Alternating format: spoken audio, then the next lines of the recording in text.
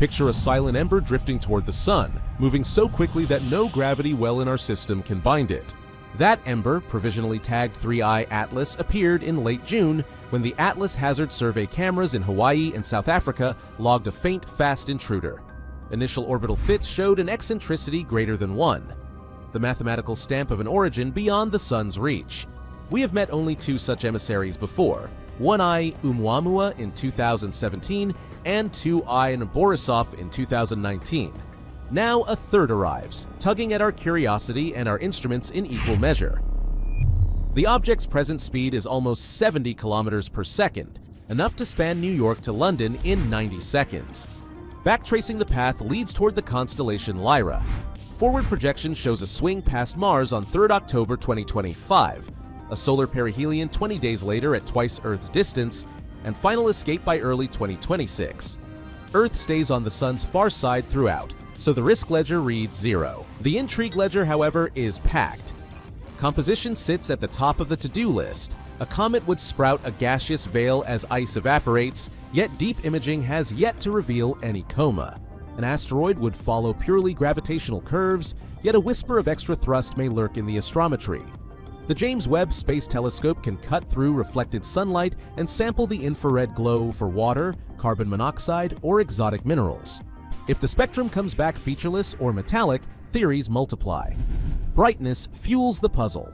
Even with a modest albedo, the observed flux implies a body several kilometers wide, far larger than Oumuamua, whose size was measured in hundreds of meters. A highly reflective hull could achieve the same luminosity with far less mass, a possibility that keeps technosignature specialists awake. Professor Avi Loeb, already known for suggesting an artificial origin for Oumuamua, is lobbying for continuous JWST tracking to test for non-gravitational acceleration. A persistent drift unaccounted for by gravity would demand explanations that push against the boundaries of conventional astrophysics. Statistics pose the second riddle. For centuries, astronomy recorded 0 interstellar passers-by. Now we count 3 in 8 years. Better sky coverage explains part of the surge, yet simulations indicate the detection rate is still high. Either the density of galactic debris is underestimated, or transient swarms are sweeping the sun's neighborhood. The Vera C. Rubin Observatory, starting full operations next year, will clarify the odds by mapping every moving speck down to faint magnitudes every few nights. Structure forms the third unknown. Light curve monitoring can reveal whether 3I spins like a platter, a spindle, or a rubble pile loosely bound by microgravity. Oumuamua's flattened shape and unexplained kick remain controversial. A repeat would strengthen calls for new physics or new engineering. Rapid tumbling might indicate past collisions, freshly exposed ice, or even deliberate attitude control. That opportunity extends well beyond the object itself. Each interstellar visitor carries isotopic fingerprints of the chemistry that shaped alien worlds. Sampling those fingerprints, even remotely, refines models of planet formation, volatile delivery, and the migration histories of giant planets. In a decade, robotic missions may be fast enough to intercept such bodies. Today, we practice with photons. Time is tight. By September 2025, the object will vanish into solar glare. By the time it re-emerges, the outbound leg will dim below major telescope thresholds. Roughly 5 months remain for the most ambitious observations. Teams are coordinating radar pings, ultraviolet spectra, and high-cadence photometry to squeeze every bit of information from the fleeting visitor. Why should the broader public care? Because 3I Atlas is a tangible reminder that our solar system is not an island, but a crossroads. Somewhere, an unknown star flung this body into the dark, perhaps through a near miss with a giant planet, perhaps through a cataclysmic collapse of a binary pair. After wandering for millions of years, it has brushed past our doorstep, offering a message in a bottle. The galaxy is bustling, and we are part of that bustle. Whether the newcomer proves to be ice, rock, metal, or something unprecedented, its brief appearance renews a sense of frontier. Sky surveys sharpen, theories adapt, curiosity deepens. The next discovery may come sooner than anyone expects, and when it does, the groundwork laid today will allow us to read its story more clearly. For now, astronomers chase a streak of light across CCD frames, and every clear night might deliver a clue that rewrites chapters on planetary science, or adds a footnote to the search for artifacts among the stars. In either case, the sky is not done surprising us. Origin scenarios abound. Some simulations eject 3I from a nascent planetary system after a close brush with a giant planet, while others invoke a crowded stellar nursery where passing stars fling debris across interstellar lanes. Whatever the trigger, the body has drifted for perhaps tens of millions of years, carrying the isotopic signature of an alien chemistry lab. Radio arrays will also listen for narrow-band emissions, more out of thoroughness than expectation. After Oumuamua, techno-signature protocols are standard. Scan, archive, move on, unless a signal repeats. Looking ahead, Rubin's legacy survey of space and time should uncover several interstellar objects every year, identified early enough to permit rapid robotic flybys. Concepts under study at multiple space agencies outline launch-on-alert missions that could sample surface dust or even return grains to Earth. Each discovery thus acts as rehearsal for the day we chase one down in person. Whether the outcome is ordinary or transformative, the chase itself pushes instruments, sharpens global teamwork, and teaches the next generation to aim beyond yesterday's limits. Imagine you could travel through the universe by hitching a ride on space dust, meteoroids, comets, or even rogue planets. Wouldn't it be incredibly cool? This idea is known as panspermia. It has captivated minds for centuries, but despite its appeal, it hasn't gained much popularity among mainstream scientists. Mainly, it could be because it doesn't explain how life originated and isn't easily testable. At the same time, certain events have reignited interest in the theory, even among skeptics. And one of such events was the appearance of the mysterious Oumuamua in our solar system in 2017. Oumuamua was a mysterious object that zipped through the solar system at an astounding speed. It was the first interstellar object spotted passing through our star system and the first detected hyperbolic asteroid, an object with an orbit not bound to the sun. Observations indicated that Oumuamua was likely to be a highly elongated cigar-like object. Overall, it was a very unusual object. Scientists couldn't quite pin down what it was. Some of them suggested it was a comet, others bet it was an asteroid, and there were those who thought it might be a chunk of frozen hydrogen. In April 2020, astronomers presented a new possible scenario for the object's origin. According to one hypothesis, Oumuamua could be a fragment from a tidally disrupted planet. If true, this would make Oumuamua a rare object of a type much less abundant than most extrasolar dusty snowball comets or asteroids. What made Oumuamua especially interesting to those who support the panspermia theory is that it was a visitor from another star system, so it was possible that it could have carried life across the galaxy. The idea of panspermia advances 3 stages: escape from a planet, transit through interplanetary space, and landing on another planet. Therefore, the Oumuamua hints that panspermia is possible.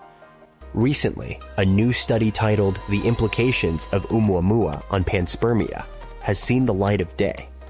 It was led by David Tsao from Thomas Jefferson High School for Science and Technology, an intern at Johns Hopkins University. The study explored how many objects like Oumuamua might exist and what characteristics they would need to transport life safely across the cosmos.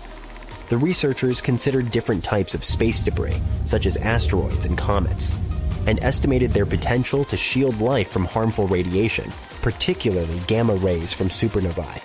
If these objects weren't large enough, the intense radiation would sterilize any microorganisms hitching a ride. According to their findings, space debris made of materials like nickel or silicate could provide sufficient protection. But for a passenger to survive, they would need to have a minimum size of about 21 feet. The study also tried to estimate how likely it was that extremophiles organisms that can survive in extreme environments could have been delivered to Earth in this way. They calculated that roughly 40,000 objects of at least 33 feet in diameter could have impacted Earth during its first 800 million years. While this number might sound like a lot, the chances that Earth itself was seeded by panspermia are extremely low, less than 0.001%, according to the study. Interestingly, the researchers didn't just consider Earth as a recipient of panspermia, but also as a potential source. if Earth or another habitable planet ejected life-bearing material into space, that material could, in theory, seed other planets across the galaxy. The study suggests that under optimistic conditions, up to 100,000 Earth-like planets in the Milky Way could host life as a result of panspermia. However, many factors remain uncertain.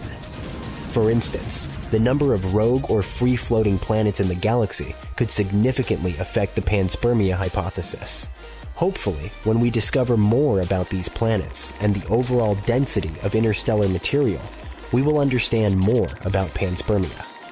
The scientists have also underlined that the conditions in the galaxy were different in the past. For example, during an event known as the Late Heavy Bombardment, the rate of impacts on Earth and other bodies in the solar system was 100 to 500 times higher than it is today. If similar events occurred in other star systems, the potential for panspermia would be much greater. Despite its allure, the panspermia theory remains a fringe idea in scientific circles, all because of the many unknowns and its speculative nature. But as we gather more data from projects like the upcoming Rubin Observatory's Large Synoptic Survey Telescope, which is expected to detect many more interstellar objects and rogue planets, astronomers will likely revisit and reassess this idea. A shocking theory claims that mysterious comet Oumuamua might be a von Neumann probe, an alien spacecraft with broken engines tumbling through our solar system. It sounds extremely unsettling, but first things first, what is a von Neumann probe? Mathematician John von Neumann suggested the concept of self-replicating spacecraft that could in some ways mimic the features of living organisms or viruses. People started to refer to such hypothetical spacecraft as von Neumann probes. Von Neumann was sure that using self-replicating spacecraft would be the most effective way to perform large-scale mining operations, like mining asteroid belts or moons. The creators of such probes could take advantage of their exponential growth. Hypothetically, a self-replicating spaceship could be sent to a neighboring planetary system and look for raw materials there. Such materials could be extracted from moons, gas giant planets, asteroids, and the likes. Using these materials, the probe could make replicas of itself. The replicas could then be sent to other planetary systems, and the original probe could pursue its main purpose within its parent star system. This pattern sure does repeat the reproduction patterns of bacteria. That's why some experts think that von Neumann machines could be considered a form of life. There's also a theory that a self-replicating spacecraft could spread throughout a galaxy the size of the Milky Way in just 500,000 years, even if it used conventional theoretical methods of interstellar travel. In other words, it wouldn't even need to employ exotic faster-than-light propulsion. In 1981, mathematical physicist and cosmologist Frank Tipler argued that extraterrestrial intelligence couldn't exist because people had never observed von Neumann probes. Even if we take a moderate rate of replication, such probes should already be common throughout space. So, it's really weird that we haven't come across any of those yet. It might only mean that extraterrestrial intelligence doesn't exist. A response to Tipler's arguments came from astronomers Carl Sagan and William Newman. They pointed out that Tipler might have underestimated the rate of replication, and von Neumann probes should have already started consuming most of the mass in our galaxy. Therefore, any intelligent race would avoid designing von Neumann probes in the first place and try to destroy any probes as soon as they found them. Another objection to the prevalence of von Neumann probes is that civilizations that could potentially design such devices have an extremely high probability of self-destruction before producing such a machine. In any case, the assumed capacity of von Neumann probes is unlikely in reality. But then, how about Oumuamua? These days, scientists are using high-tech scanners to examine a huge, cigar-shaped comet, which might or might not be an alien probe. One idea is that it's an extraterrestrial civilization spacecraft, with broken engines wandering through our solar system. If that's the case, the object could easily be a von Neumann probe.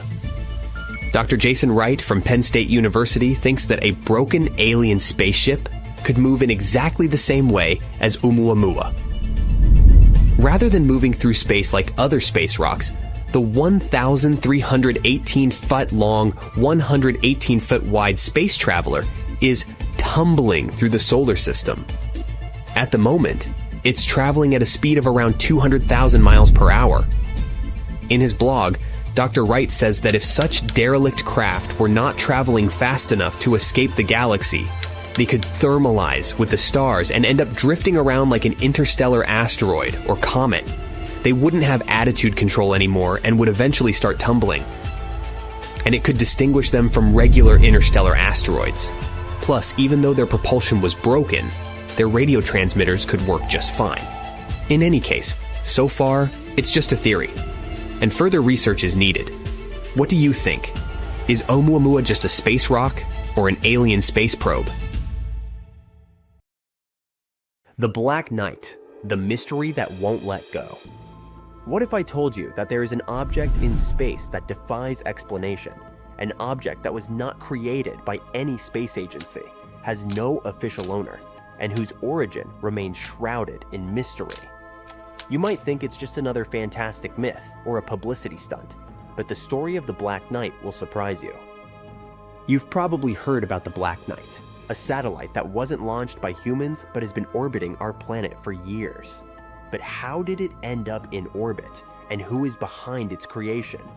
The answer to this question is hidden in the dark corners of space, and this enigma continues to haunt scientists. Signals from space, the beginning of the journey. Long before humans even thought about creating satellites, our world was already receiving signals from space. It all started in 1899, when the brilliant Nikola Tesla was conducting experiments on wireless energy transmission. In fact, he didn't just come up with ideas for future technologies, but also began to pick up strange signals that couldn't be explained by any earthly sources. This wasn't just static, this was a clear signal, which Tesla interpreted as a message from outer space. It was too strange to be a coincidence. But what was it? For a long time, scientists and researchers couldn't find an explanation. Ordinary radio waves, it seemed, couldn't have caused these signals. This mystical phenomenon marked an important milestone in the history of space exploration, but it still didn't provide any clear answers. Forgotten satellites and space paranoia. Decades passed, and by 1954, more strange reports began to emerge. During this time, amateur radio operators around the world began picking up unusual signals, seemingly coming from objects in Earth's orbit. Amid the Cold War, this sparked concern. If the Soviet Union could launch satellites, it meant the US should have been doing the same. But here's what was strange. No one knew about satellites moving along unconventional orbits. At this time, rumors started circulating about mysterious objects keeping watch over our planet. Some claimed these were satellites created by an unknown civilization. Others suggested they were just space junk. But none of the theories could explain the behavior of these objects. The Black Knight, the first glimpse. In 1960, the rumors intensified, and many experts began stating that Earth was being monitored by a mysterious satellite. Then, in 1998, during the STS-88 mission, astronauts accidentally snapped a photo while flying, capturing something that would be debated for years. In one of the images, a dark object was clearly visible against the backdrop of Earth. It looked like an artificial satellite, but its shape and structure didn't resemble anything we knew. This was too strange to be ordinary debris. Moreover, the object was clearly moving in orbit, not just some discarded space junk. For everyone who saw these photos, this dark object became the embodiment of a true cosmic mystery, full of unanswered questions. What was it really? There are many theories, but none of them offer a definitive answer. Some scientists argue that the Black Knight is an ancient satellite placed by an unknown civilization, perhaps even before humans arrived. This satellite could have been designed to monitor our planet or serve some other purpose that remains unfathomable to us. It seems like it's from another era, another time. Others believe the black night is an artificial object created by extraterrestrials. The theory that aliens might be observing us is nothing new. According to some researchers, this object could have been sent as part of a study of earthly life, acting as some sort of spy satellite to watch humanity. It might be part of a hidden project that's beyond our understanding. But there's also the more down-to-earth explanation. Some believe it's just space debris that accidentally ended up in Earth's orbit. But with each new photo and each new investigation of the Black Night, this theory seems less and less likely. Why do we still not know? What's most surprising about this story is that, despite all efforts by scientists, we still don't know what the Black Night actually is. Official agencies remain silent, and space agencies aren't rushing to share any information about it. Perhaps this is the greatest mystery of all. The Black Night isn't just a satellite, but something more, something beyond our understanding. It might be a witness to ancient history or a messenger from the future observing our development. This object continues to inspire researchers, raise questions, and stir the imaginations of people worldwide. No matter what's really behind it, the Black Night remains a living symbol of the mysterious and unexplored cosmos. We can only guess what it really is and what answers it holds. But one thing is certain, its mystery will not leave you indifferent. The future of the Black Night. With each passing year, the mystery of the Black Night grows deeper. Space missions continue to explore our satellite world, and scientists are increasingly discussing its origin. Who knows, perhaps one day we will solve this riddle. But until then, the Black Night will remain one of the most intriguing objects in space. And maybe, just maybe, we will witness the moment when a new chapter of history unfolds in space. Perhaps this dark satellite will be the key that opens the door to a new world, a world we still don't understand. We often hear about such threats as terrible diseases, natural disasters, or even an asteroid hitting Earth. These are serious dangers, and they're studied a lot because they could hurt us in the near future. But one threat that you don't hear much about is the expansion of the universe itself. While it's not something to panic about right now, it could be a big problem far down the line. Experiments show that our universe is constantly expanding. This expansion can be described in the following way. Imagine us as two ants sitting on a balloon that is constantly inflating. Then the distance between the two ants is constantly increasing. This process is called the expansion of the universe. A physicist named Dan Hooper from the Fermi National Accelerator Laboratory has been thinking about how expansion affects us. According to Hubble's law, the speed at which two objects are moving away is proportional to the distance between them. It means that the farther objects are, the faster they move away from each other. For very, very distant objects, this speed approaches the speed of light. In other words, there is a region of space that is moving away from us faster than the speed of light, which means it cannot transmit information to us. The boundary of this zone is called the cosmic horizon. It's the edge of the part of the universe we can see or interact with. Anything beyond the cosmic horizon is out of reach. And there could be all sorts of stuff there, galaxies, stars, maybe even other civilizations. But the universe is expanding faster and faster, and more galaxies are being pushed beyond the horizon. This means that over time, parts of the universe will disappear from view forever. What does it mean for the region we live in, which scientists call the local group? It's a collection of about 50 galaxies, including our Milky Way, that are gravitationally bound together. They're not moving apart like other galaxies because their gravity is keeping them close. These galaxies are on course to eventually collide and form a super galaxy within the next trillion years. But here's the catch. As the universe keeps expanding, all the galaxies outside the local group will eventually be pushed over the cosmic horizon. Hooper says that in about 100 billion years, everything beyond the local group will become completely unobservable and unreachable. So, the big question is, Is there anything an advanced civilization could do to fight against this expanding universe?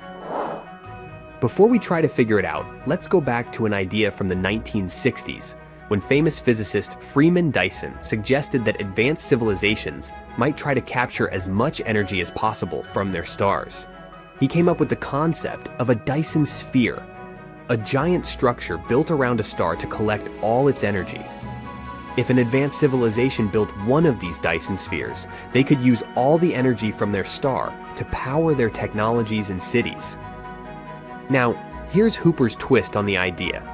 He suggests that advanced civilizations could build Dyson spheres that not only capture energy, but also move stars. The Dyson sphere would radiate energy in a specific direction, and this radiation would act like a kind of rocket, pushing the star in the opposite direction.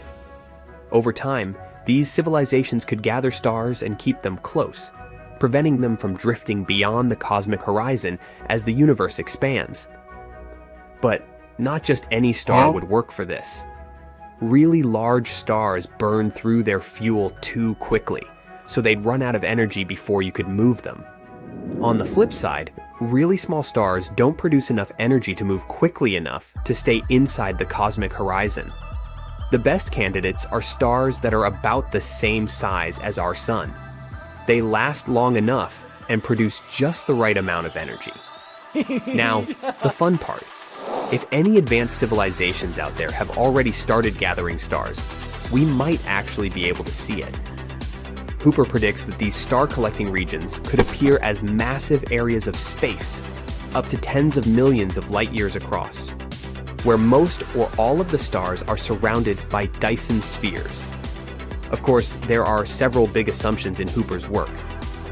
The first is that advanced civilizations would want to maximize their energy use.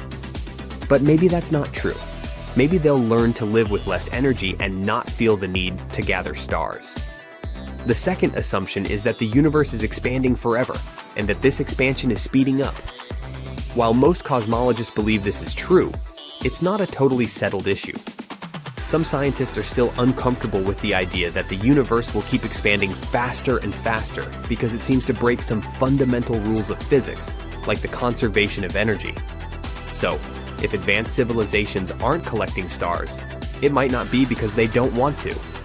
It could be that our understanding of the universe is just wrong and the expansion isn't happening the way we think it is. A Dyson sphere is a theoretical megaproject, a ginormous sphere encircling a star with platforms orbiting in tight formation. It's supposed to be an ultimate solution both for energy production and living space. The creators of a Dyson sphere get a lot of surface area for habitation and the ability to catch every tiny bit of solar radiation and heat produced by their central star. The first person to theorize about such a bizarre construction was British-American theoretical physicist Freeman Dyson.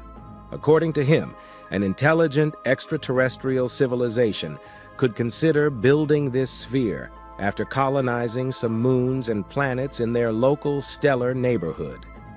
With the growth of their population, these aliens would need more and more energy to sustain their lives. Dyson calculated that assuming that this alien society grew at 1% per year, their area and energy needs would become 1 trillion times larger in a mere 3,000 years. And if their solar system contained a space body similar in size to Jupiter, they could take it apart and spread its mass in a spherical shell by building a structure at twice the distance between our planet and the Sun. This amount of material would be sufficient to build a huge number of orbiting platforms. Each of them could be 6 to 10 feet thick, which would basically allow this civilization to live on their star-facing surfaces. A shell this thick could be comfortably habitable and capable of holding all the equipment needed for using solar radiation without falling onto the star from the inside. But after absorbing all this solar energy, the sphere would have to re-radiate it. Otherwise, the energy would build up, eventually causing the construction to melt. It means that the light of a star wrapped in a Dyson sphere would look dimmed or even completely darkened, depending on how dense the platforms orbiting it were. At the same time, it would glow unusually bright in infrared wavelengths invisible to the unaided eye. Because of this infrared radiation, Dyson spheres are classified as a type of technosignature. It's a sign of activity that astronomers can use to discover intelligent life forms in the universe. Some Earth-based researchers have infrared maps of the night sky they examine in hopes of spotting Dyson spheres. So far, no one has ever found one. However, one study has selected several Dyson sphere candidates. Its authors have processed large amounts of information using a special data pipeline for combining and analyzing information. One of the main search criteria is the detection of excessive infrared radiation. At the same time, it's important to distinguish this radiation from that emitted by natural objects. After a complicated filtering of millions of objects, the researchers identified 7 potential Dyson spheres. Sure, further analysis is needed to determine their nature. To do this, scientists want to use optical spectroscopy, which may reveal more details about these objects and their origins. At the same time, the researchers admit that these candidate Dyson spheres might have other explanations. For example, they could be debris disks or protoplanetary disks of young stars. Only more research can show whether we can find traces of other civilizations among star systems. For now, it's still an open question. Interestingly, Dyson spheres have been spoken about a lot in science fiction. As far back as 1937, a novel called Star Maker by Olaf Stapledon described systems in one particular galaxy that were surrounded by a gauze of light traps, which focused solar energy for intelligent use. That was the reason why the entire galaxy was dimmed. In another novel, Ring World, the writer spoke about a ring-shaped artificial structure surrounding a star. Stop whatever you're doing for a moment and think about this. Where are we going? I don't only mean you or me. I mean our planet and the entire solar system. We've been traveling through space for eternity, but does this journey have any aim or destination? The solar system is moving at a speed of 450,000 miles per hour. Our beautiful blue Earth is snugly tucked inside it, and it seems that our region is quite calm and safe, not like some terrifying experiences our celestial neighbors go through. But where are we going? Just wandering around in a giant circle? Not really.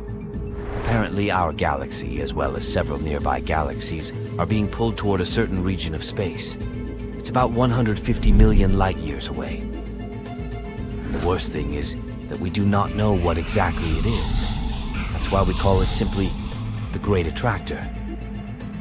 This bizarre area is, unfortunately, on the other side of the Milky Way. That's why we can't see it. This region of the sky is known as the Zone of Avoidance, and it's part of why the Great Attractor is so mysterious. This zone lies in the general direction of the center of our galaxy, and there's too much dust and gas there for us to see far in the visible spectrum. But astronomers can see enough to understand that our galaxy, as well as nearby galaxies, are all moving toward the Great Attractor. It means that something must be making things hurtle in that direction. Could it be a gargantuan black hole hidden in the darkness of the cosmos, pulling things toward it and munching on them? Or is it something even stranger and more dangerous? What we know for sure is that this something is immensely massive. For the first time, evidence of the existence of the Great Attractor was discovered in the 1970s. At that time, scientists didn't have the needed equipment to see through the Zone of Avoidance. That region blocks most of the visible light coming from beyond. But the good news is that this gas and light can't block all infrared and X-ray light. So when X-ray astronomy became more powerful, people got the opportunity to sneak a peek at objects dwelling in that region. It turned out there was a huge supercluster of galaxies in the region of the Great Attractor. It's now known as the Norma Clusters. This enormous structure, consisting of thousands of galaxies, has a mass of around 1,000 trillion suns. So, The Norma cluster is massive, that's true, and local galaxies seem to be moving toward it, and still, it doesn't explain all the movements in that region. And now, I'll tell you something even more puzzling and spooky. The mass of the Great Attractor, whatever it is, isn't enough to account for the pull. If we take an even larger region of galaxies, it will become clear that both the Great Attractor and local galaxies are moving towards something even larger. This space behemoth is known as the Shapley supercluster. It's made up of more than 8,000 galaxies and is as massive as 10 million billion suns or even more.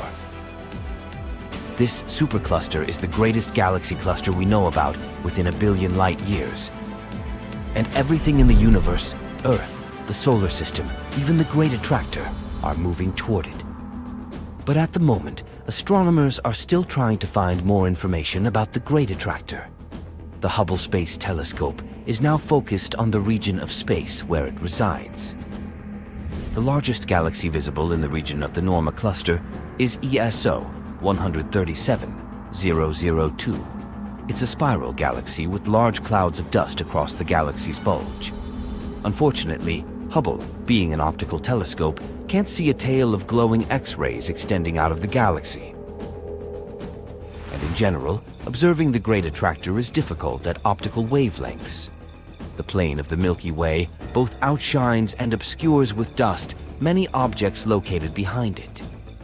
And even though we can get some information thanks to infrared or radio observations, the region behind the center of the Milky Way remains an almost complete mystery.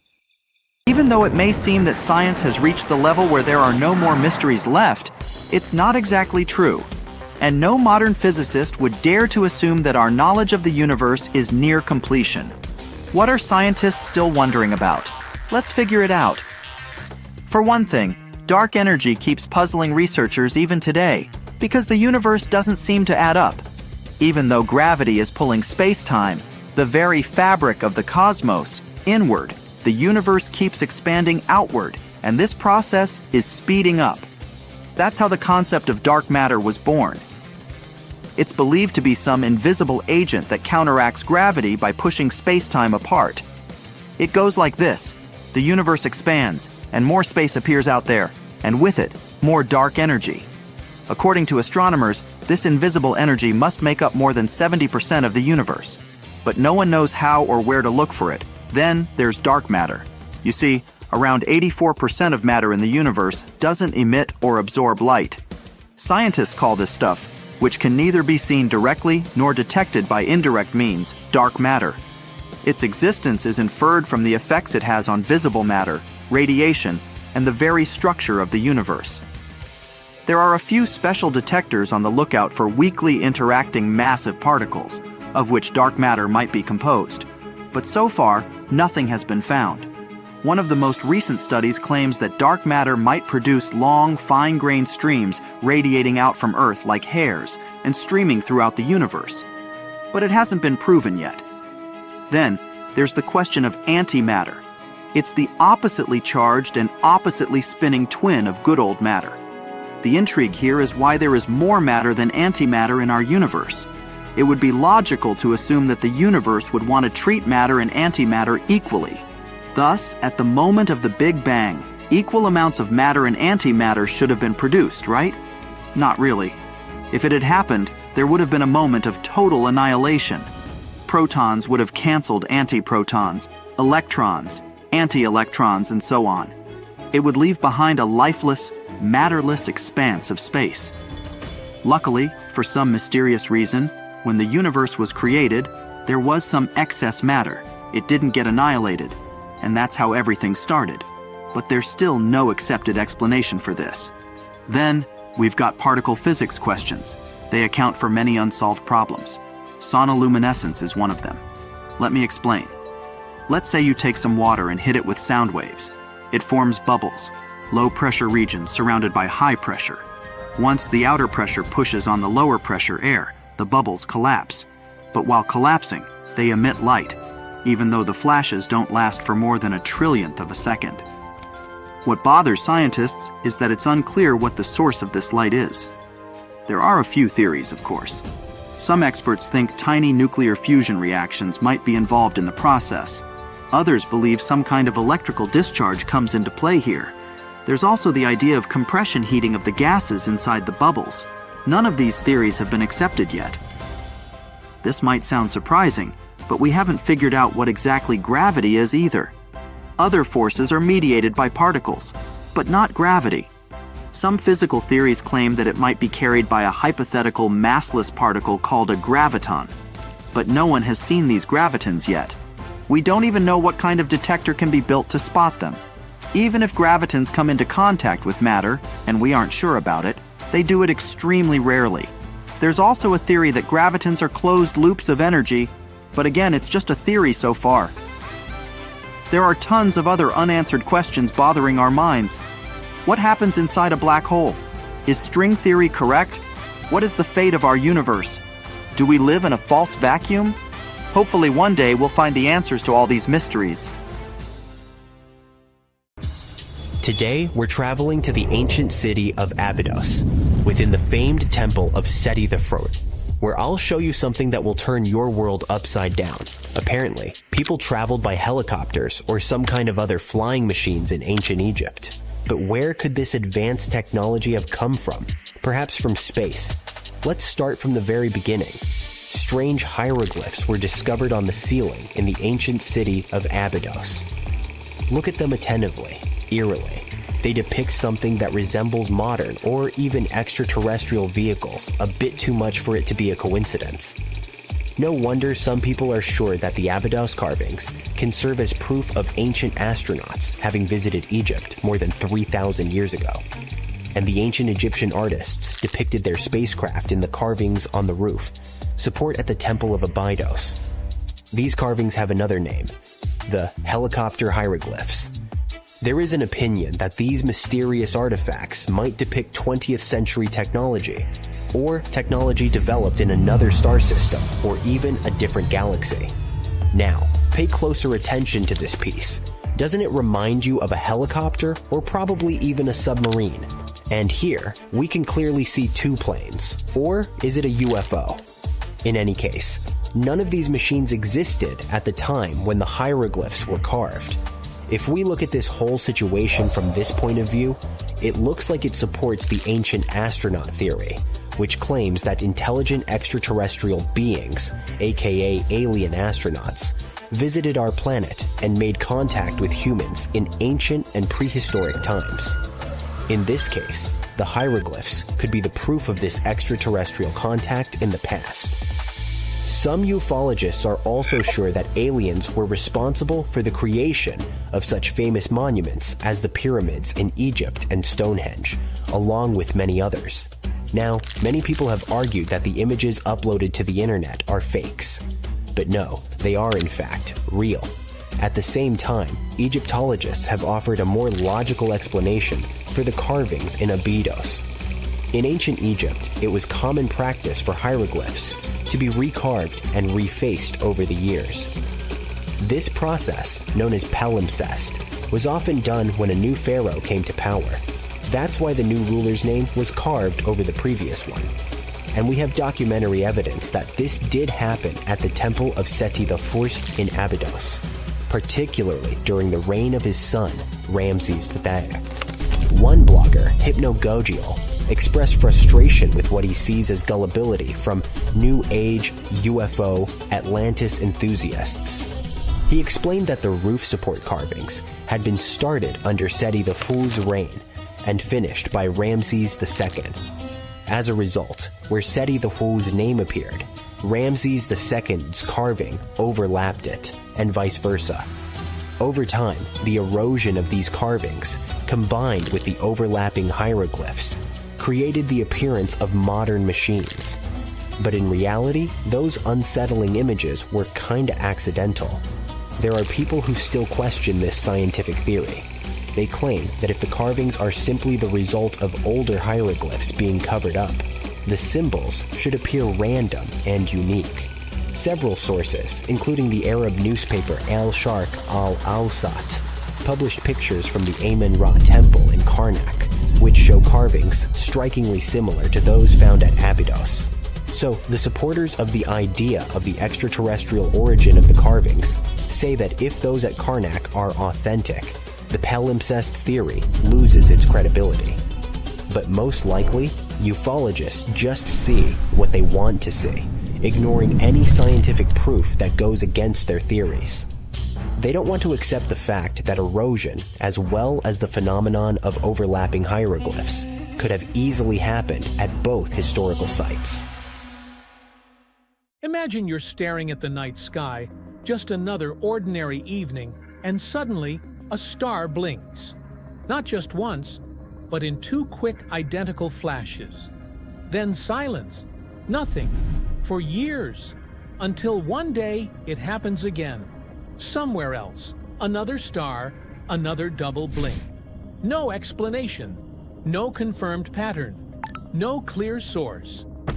Welcome to the strange and captivating world of optical SETI, where we're not just listening for alien radio transmissions, we're watching the stars, and the stars might just be blinking back.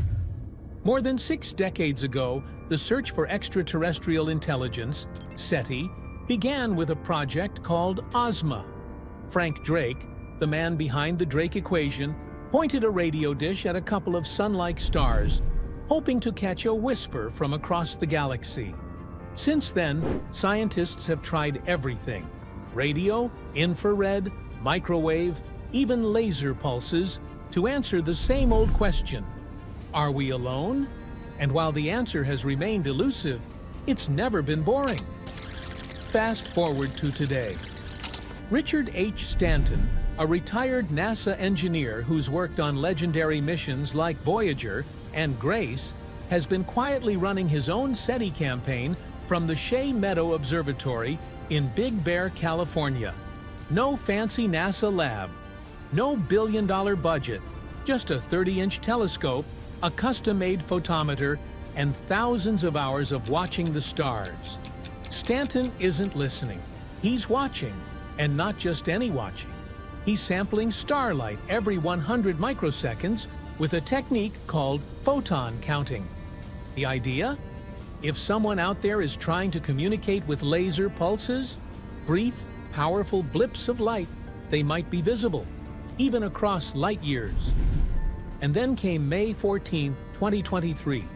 While monitoring a star called HD 89389, about 100 light years away, slightly bigger and brighter than our sun, Stanton's system picked up something strange. 2 fast, closely matched pulses of light, 4.4 seconds apart. The signal didn't look like a satellite, or a meteor, or a plane. It didn't match anything he'd ever seen. The star got brighter, then dimmer, then brighter again, all within 0.2 seconds. That's not typical stellar behavior, not from an object millions of kilometers wide, and not without a very specific cause. Stanton did what any good scientist would do. He tore the signal apart, checked it against known sources of interference, atmospheric noise, birds, satellites, cosmic rays. Nothing matched. Even more bizarre, when he compared the 2 pulses, the fine structure, the tiny variations in light between the peaks, was nearly identical. It was like the stars stuttered, then repeated almost the exact same stutter 4.4 seconds later. And this wasn't the first time. Back in 2019, while observing HD 217014, also known as 51 Pegasi, home to one of the first exoplanets ever discovered, Stanton had caught a similar signal, dual pulses. At the time, he dismissed it, thought it might be birds or instrument noise. But now, with HD 89389 showing similar behavior, that's at least a possible pattern. And patterns, if confirmed, can mean everything. Then in early 2025, it happened again. A third event, a new star, HD 251, 81 light years away. 2 pulses, same structure. 3 events, 3 stars, years apart. Yet all showing the same strange double blink. So what is it? Natural phenomenon? Some weird trick of light? Stanton isn't claiming it's aliens, and who could blame him? Science is full of false positives, But he's also not dismissing the anomaly, because here's the thing. Whatever caused these pulses, whatever modulated the starlight, it might not be coming from the stars at all. In fact, based on timing and structure, it could be closer, much closer, possibly even within our own solar system. Some possibilities Stanton considered include atmospheric refraction, maybe shock waves bending the starlight just right, or maybe some kind of object passed between us and the stars, diffracting the light. Could it be a satellite we haven't cataloged? An asteroid? Each explanation has problems. None fully account for what was observed. And that's the unsettling beauty of it all. We want answers. We crave explanations. But sometimes space throws a mystery in our face and whispers, "Not yet." Stanton's work is part of a growing interest in optical SETI, using light instead of radio to search for intelligent life. It's cheaper, faster, and in some ways, more precise. Projects like Laser SETI and Breakthrough Listen are also exploring this frontier, scanning the skies for patterns, flashes, anomalies. But Stanton's method stands apart. He's not sweeping the sky, he's locking on, one star at a time, watching like a hawk. And maybe, just maybe, that patience is starting to pay off. He's calling for more data, more eyes on the sky. He suggests arrays of telescopes synchronized across vast distances. If something is moving between us and the stars, these setups could reveal its speed, direction, even size. And if the star's light is being modulated without anything passing in front of it, well, that opens the door to a very different kind of question. As of now, Stanton isn't making wild claims. He's not saying it's aliens, but he's not saying it's not aliens either. And maybe that's the most honest answer we have. Because in the vast silence of space, it's the rare, unexplained pulse that reminds us someone or something might be out there, blinking, waiting, watching us back. How is the death of the universe possible if the universe is infinite? The concept of the universe's death is more about its state and less about its size or infiniteness. Several theories predict how the universe could end, but they often focus on the thermodynamic properties, energy distribution, and the fate of matter over time, rather than the universe ceasing to exist entirely. Here are a few scenarios based on current scientific understanding: heat death or the Big Freeze. This is the most widely accepted scenario, based on the second law of thermodynamics. Over trillions of years, it's theorized that the universe will reach a state of maximum entropy, where all energy is evenly distributed and no work can be performed. The universe would be cold and dead, with all stars burned out, and every bit of energy spread out thinly across an ever-expanding cosmos. Big Rip. This theory suggests that the expansion of the universe, driven by dark energy, could continue to accelerate indefinitely. Eventually, this acceleration would become so powerful that it would tear apart galaxies, stars, planets, and finally molecules and atoms themselves. Big Crunch. The opposite of the Big Bang, this theory proposes that the expansion of the universe could reverse, causing the universe to collapse back on itself into a singularity. This scenario is less favored now because observations suggest the universe's expansion is accelerating, not slowing down. Big Bounce. This theory combines aspects of the Big Crunch with the idea of cyclic universes. It suggests that after a big crunch, the universe could bounce back and start expanding again, potentially leading to an infinite cycle of universes being born, dying, and being reborn. The concept of an infinite universe doesn't contradict these scenarios because infinity here refers more to the spatial extent rather than its lifespan or the distribution of matter and energy within it. Even in an infinite universe, the distribution of energy can become so even that no meaningful activity can take place, leading to a death of sorts in terms of the universe's ability to host life or undergo change. How can energy be distributed uniformly in an infinite universe? If the universe is infinite, then there must be infinitely many regions where energy is not evenly distributed. The concept of energy being evenly distributed in an infinite universe indeed presents a paradox when taken at face value. The idea primarily stems from thermodynamics applied to a more understandable, finite model of the universe. However, applying these principles to an infinite universe requires some nuance: local versus global uniformity. In an infinite universe, energy could become evenly distributed on a local scale, within observable regions, rather than globally. The observable universe, the part we can see and measure, might reach a state of maximum entropy, where energy within this region is evenly spread out. Beyond our observable universe, conditions could vary wildly, but those variations would have no effect on the state of entropy within our observable limits. The horizon problem. This issue is also related to the cosmological horizon problem, which the theory of cosmic inflation addresses. The horizon problem questions how parts of the universe are too far apart to have exchanged light, or any information, since the Big Bang appears to be at the same temperature. Cosmic inflation theory suggests that the universe expanded exponentially in a very short time period after the Big Bang, smoothing out any initial irregularities over a vast region. In this context, an even distribution doesn't necessarily mean perfectly uniform across infinity, but sufficiently uniform within the observable universe due to its rapid early expansion. The role of dark energy. The current accelerated expansion of the universe, driven by dark energy, adds another layer of complexity. If dark energy continues to accelerate the universe's expansion, it could lead to scenarios like the Big Freeze or the Big Rip. In these cases, while locally, within our observable universe, energy might become more evenly distributed as stars burn out and matter spreads thin, the global picture across an infinite universe might be far more complicated and beyond our current understanding. Theoretical limits. The discussion of energy distribution in an infinite universe touches on the limits of our current theories. General relativity, quantum mechanics, and thermodynamics are all based on observations and experiments within the observable universe. Extrapolating these theories to an infinite cosmos involves assumptions that may not hold universally. In summary, when physicists talk about the universe reaching thermal equilibrium or heat death, they're often referring to the observable universe. The concept of an infinite universe introduces complexities that challenge our current understanding, suggesting that the true nature of the entire cosmos could be far more intricate than our local observations can reveal.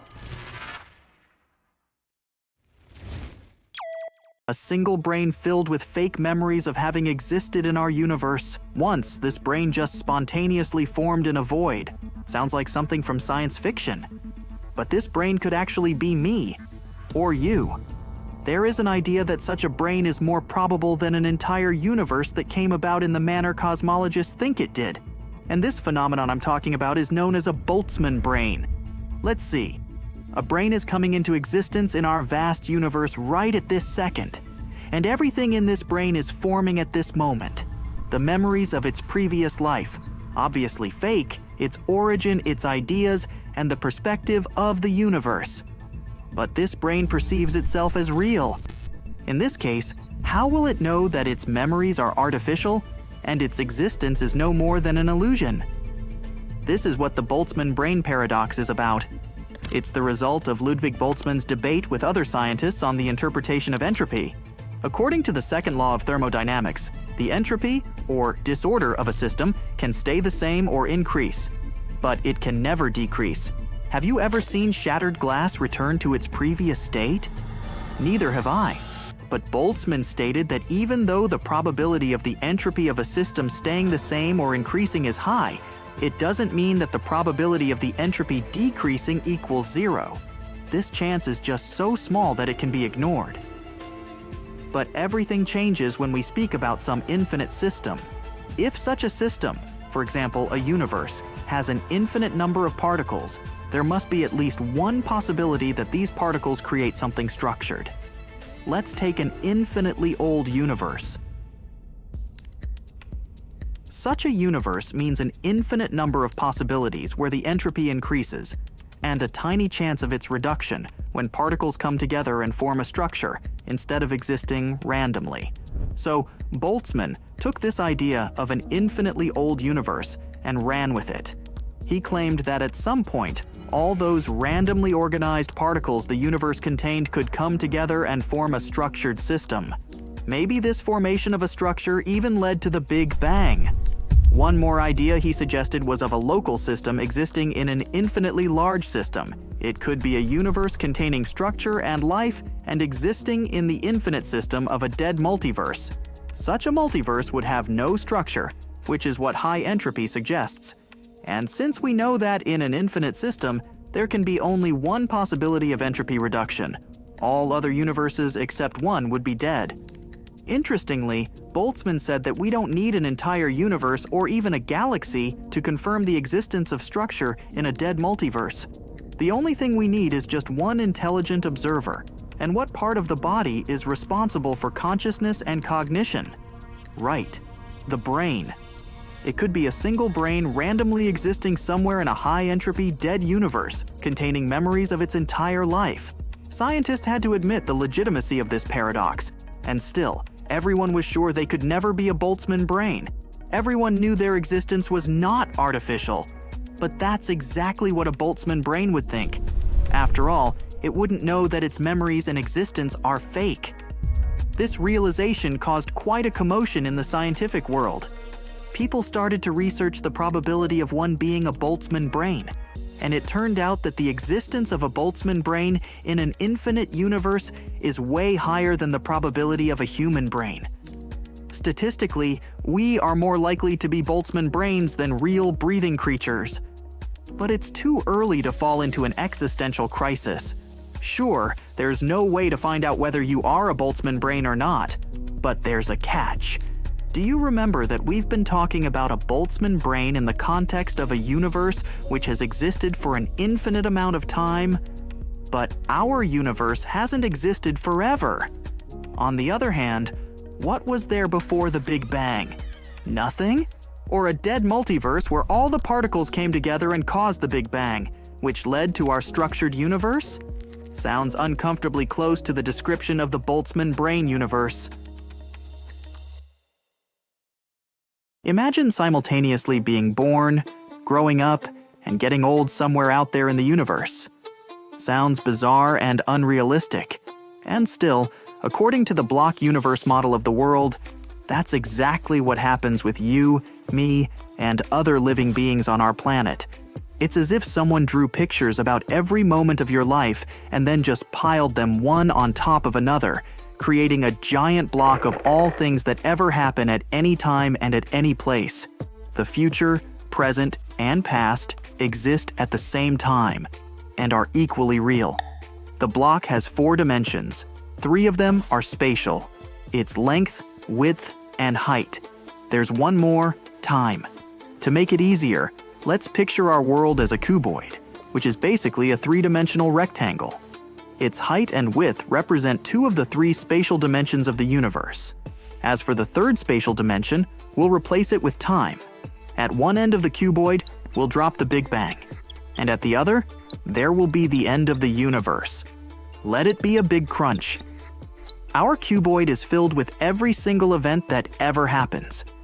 Even this moment, when you're watching this video, exists somewhere in the block.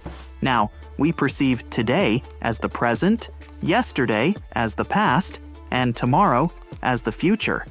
From this perspective, it seems that time passes. But in the block universe, time doesn't flow. There's no specific present moment since the notions of the past and future are relative. You see, we are always located wherever we are, which means that everyone remains in the present. But the block universe theory doesn't deny the notions of earlier than and later than. These relations remain no matter what, and regardless of where anyone is located. For example, Molly the mammoth is located earlier than Marcus the tiger. This relation between Molly and Marcus will remain unchanged regardless of whether you're located later than Marcus or earlier than Molly. This way, in the block universe, now is any time you are located at. Past is any time or events that are earlier than your location, and future is any time or events that are later than your location. It sounds like in the block universe, we could travel in time since it's just another dimension. Well, it could be true, but of course, things just have to be more complicated than that. Traveling in time is way more difficult than traveling in space, but it's not impossible if you travel very, very fast. Traveling at extremely high speeds results in time dilation. We can travel into the future at a reasonable percentage of the speed of light, and to get to the past, we can use wormholes, shortcuts through space-time. But if we can travel in time in the block universe, can we change the past? Not really, because if you do, it'll create a contradiction. Keep in mind that, in this universe, the past is the same as the present or the future. What is past to you is future to someone else. And when traveling to the past, you're going to someone else's future. In the past, you'll act just like you do in the present, but you won't be changing the past. All your actions are already predetermined in the block universe. At the moment of the Big Bang, it's already clear that at one point, you'll travel to the relative past. Just like what you do tomorrow makes tomorrow the way it is and has always been, what you do in the past makes it the way it is and has always been. The events in the block universe do not change. As a time traveler, you don't suddenly appear in the past. It's always been the case that you're located in the past. And nothing a time traveler does can change anything in the block. Instead, whatever you do at any time makes that time the way it is.